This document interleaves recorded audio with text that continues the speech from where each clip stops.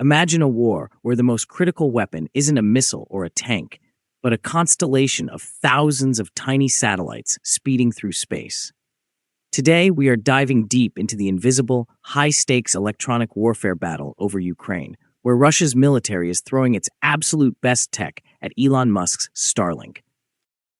We will uncover the secret Starlink assassin systems like Kalinka, explore why this network is so brutally hard to jam, and see how a commercial company is outmaneuvering traditional defense giants. Make sure you watch till the very end, because we will reveal exactly how this invisible space race is rewriting the rules for future global conflicts. The satellite internet constellation quickly emerged as one of the most critical technologies on the battlefield when SpaceX activated Starlink terminals for Ukraine shortly after Russia launched its full-scale military operation in 2022. In regions where conventional infrastructure had been damaged or destroyed, Ukrainian forces deployed Starlink for command and control, drone operations, artillery coordination, reconnaissance, logistics, and communications. The system immediately gained a reputation for being nearly impossible to jam. Starlink operates through thousands of low Earth orbit satellites that are connected by advanced software and electronically steered phased array antennas, in contrast to traditional satellite communications networks. This architecture enables terminals to communicate with multiple satellites while dynamically adjusting transmission paths. Now, in the initial months of the conflict, Elon Musk acknowledged that Russian forces had attempted to disrupt Starlink communications. SpaceX asserts that software modifications were implemented expeditiously in response to those attempts. Many military observers were taken aback by the company's rapid adaptation. SpaceX was capable of implementing software modifications across its constellation in mere days, in contrast to conventional defense contractors who usually require months or years to update their systems. But let's be real for a second, because the idea that Starlink was 100% immune to electronic warfare was quickly proven totally wrong. It was never a question of whether Starlink could be jammed, but rather how much effort Russia would throw at it. The real question was the extent of the challenge and the extent of the effort that Russia was willing to dedicate to the development of specialized countermeasures, which brings us to exactly why Starlink is so difficult to suppress in the first place, especially when you compare it to conventional satellite communication systems that are fundamentally different from Starlink. Traditional satellite networks typically depend on large geostationary satellites that are positioned tens of thousands of kilometers above the Earth. Communications usually are transmitted through channels that are relatively predictable. By overwhelming the transmission path, a jammer that is sufficiently powerful can interfere with these signals. The equation is altered by the low Earth orbit architecture of Starlink. User terminals automatically monitor available spacecraft as thousands of satellites crisscross the sky in a continuous manner.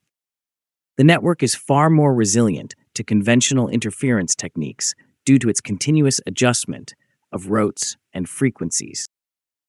The resistance of Starlink terminals is additionally greatly affected by the phased array antenna technology that is used. The antennas generate beams that are highly focused and directed toward specific satellites as opposed to transmitting in all directions. This greatly complicates the ability of a jammer to effectively interfere, as it is required to focus on a significantly smaller signal path. Look, the bottom line is that the network is just incredibly reliant on software. SpaceX has the ability to modify signal processing algorithms, communication protocols, and anti-jamming mechanisms by distributing updates throughout the constellation. Adversaries who are attempting to disrupt the system are presented with a rotating target as a result of this adaptability.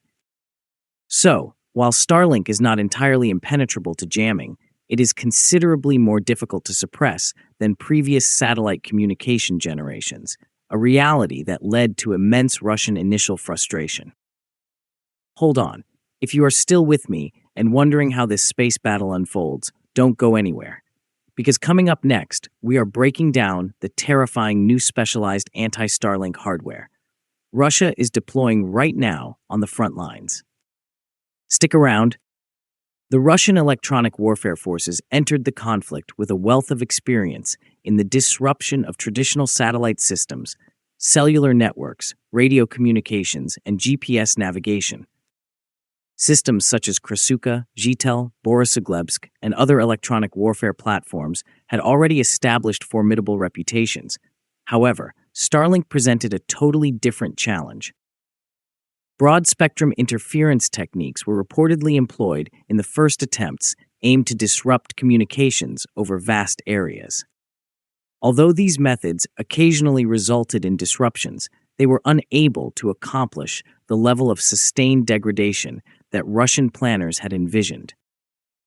Starlink's operators appeared to respond with technical adjustments and software updates each time interference methods emerged. The success rate of several early jamming attempts was reduced by the network's capacity to adapt rapidly. It was soon apparent to Russian military engineers that the defeat of Starlink would necessitate specialized systems that were specifically designed for the network, rather than adaptations of existing electronic warfare equipment. This realization marked the birth of dedicated anti-Starlink systems, engineered as the conflict raged on. A system called Kalinka is one of the most often discussed developments. Kalinka is described by Russian media as a monitoring and suppression complex that is specifically designed to identify, trace, and counter Starlink communications. The system is capable of detecting Starlink terminals, analyzing their signal characteristics, and assisting electronic warfare units in more effectively targeting them, according to Russian reports. According to certain reports, the system may even be capable of estimating the location of active Starlink terminals, which could potentially facilitate drone or artillery attacks against those locations. So Kalinka has been referred to as a, quote, Starlink assassin, unquote, in Russian publications. It is advisable to exercise caution when considering such assertions, as it is challenging to verify battlefield effectiveness independently. This whole thing is basically a giant game of cat and mouse in the sky, and honestly, well, not honestly, but truly, it changes by the day. Nevertheless, the emergence of a specialized anti-Starlink platform serves as an indication of the gravity with which Russian military planners regard the challenge. Kalinka, unlike previous methodologies that aimed to disrupt entire communication bands, reportedly focuses on identifying Starlink traffic and exploiting vulnerabilities in communication processes, representing a major evolution in electronic warfare strategy through a specialized suppression complex. Additionally, it has been reported that Russian engineering teams have created additional electronic warfare systems that are specifically designed to suppress Starlink terminals. These systems are designed to produce interference patterns that are optimized for the operating frequencies and communication methods of Starlink, as indicated by Russian reports. They aim to interfere with the terminal's capacity to sustain a stable connection with satellites rather than relying on brute force signal power. This change is indicative of a more extensive trend in electronic warfare. Modern systems are increasingly emphasizing precision over raw power. Rather than inundating the electromagnetic spectrum with interference, sophisticated systems attempt to capitalize on the unique characteristics of a target network. The significance of Starlink to Russia was such that the development of entirely new equipment was justified, rather than relying merely on legacy electronic warfare platforms. We are also seeing the rise of mobile Starlink hunters intended for deployment in close proximity to the front lines. Traditional electronic warfare installations frequently operate from fixed or semi-fixed locations. Although they are potent, they are susceptible to detection and attack. This issue is addressed by mobile Starlink suppression systems, which operate in conjunction with military formations. They are capable of approaching target areas and producing interference from significantly shorter distances when mounted on tactical vehicles. The power necessary for effective jamming is reduced by operating near the target. Additionally, it enables electronic warfare operators to promptly adapt to evolving battlefield conditions. But let's pause for a moment, because if you've made it this far, you're going to want to hear what's next. In just a moment, we are exploring the secret strategic level network known as TOBOL and answering the ultimate question: is Russia actually winning this electronic war? Stay with us. The drawback is that active jammers disclose their location. The jammer is often a target due to the fact that adversary intelligence systems can detect electronic warfare emissions. Consequently, mobile anti-Starlink systems must strike a balance between survivability and effectiveness, a dynamic that brings us directly to the TOBOL connection. TOBOL is another system that is often correlated to anti-satellite operations. Many analysts believe that TOBOL's capabilities extend beyond its strictly defensive functions, as it was initially developed to safeguard Russian satellite infrastructure from electronic attack. Certain evaluations indicate that components of the TOBOL network may have been modified to disrupt satellite communications used by adversaries. The system frequently appears in discussions regarding Russian efforts to counter satellite-based communications, although definitive public evidence remains limited. In the event that tactical systems, such as Kalinka, are deployed near the battlefield, TOBOL represents the strategic level of electronic warfare in which entire satellite networks are susceptible to attack. This distinction demonstrates the multifaceted character of Russia's campaign against Starlink. It is not merely a matter of disrupting individual terminals. Rather, it is a comprehensive effort that involves tactical, operational, and strategic levels, forcing a rapid SpaceX response. The most extraordinary aspect of the Starlink electronic warfare narrative may be the speed with which SpaceX has responded to threats. In the past, military communications systems have been updated through extensive procurement cycles. Hardware or software innovations often need years to be implemented. SpaceX operates under a unique model. It is capable of executing software modifications at an unprecedented pace due to its role as a technology corporation that oversees a global satellite constellation. Starlink engineers can modify signal processing methods, alter network parameters, and deploy updated software throughout the system whenever Russian forces develop new interference techniques. Let's think about this cleanly. SpaceX is basically running rings around old-school military contractors who take forever to patch a glitch. Efforts to obtain a decisive breakthrough against the network have been repeatedly thwarted by this rapid adaptation. Consequently, the competition has developed into an ongoing cycle. A vulnerability is identified by Russian engineers. The network is altered by SpaceX. Russian specialists modify their methodologies. SpaceX has responded once more. The conflict has evolved into an ongoing electronic arms race, rather than a singular technological contest, raising the ultimate question: has Russia achieved success? The response is highly dependent upon the definition of achievement. It is evident that Russia has not completely wiped out Starlink from the battlefield.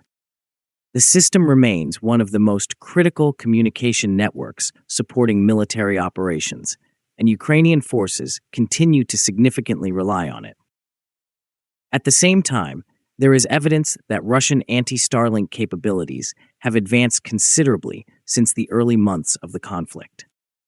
Localized disruptions and service degradation have become increasingly prevalent in specific sectors, according to battlefield reports. This implies that, although Russia may not have the capacity to disable the entire network, it may be able to generate transitory or localized effects that impede Ukrainian operations. Effective electronic warfare does not necessitate complete success. The efficacy of drone missions can be reduced, operations can be delayed, and command decisions can be disrupted by even brief communications interruptions.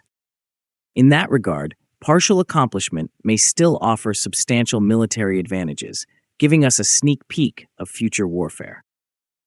The conflict between Starlink and Russian electronic warfare systems provides a view into the future of military conflict. Governments and militaries were the primary users of satellite communications for decades. Starlink proved that a commercial satellite constellation could provide strategic and tactical capabilities on a previously unimaginable scale. The conflict also demonstrated that such systems are invariably targeted. Russia's development of dedicated anti-Starlink technologies is one of the first major attempts to combat a large commercial satellite network during conflict. The seriousness with which contemporary militaries now regard space-enabled communications is underscored by the emergence of systems such as Kalinka and other specialized electronic warfare platforms. Simultaneously, SpaceX's rapid software-driven responses demonstrate that commercial technology companies can occasionally adapt more rapidly than traditional military organizations. The issue remains unresolved. New countermeasures are developed with each advancement in anti-jamming technology. New forms of interference are generated by each new countermeasure. One of the most sophisticated electronic warfare competitions in modern history has emerged from a conflict over satellite internet access. The design of future satellite constellations, military communication systems, and electronic warfare doctrines will be influenced by the lessons learned from this invisible battle for decades to come. The conflict over Starlink is ultimately about much more than internet terminals. It demonstrates how future conflicts may be resolved in the electromagnetic spectrum, with software, satellites, and electronic warfare systems competing for control of crucial military information. We thank the people who have liked and shared the videos and subscribed to the channel. We also thank the people who have hyped the videos.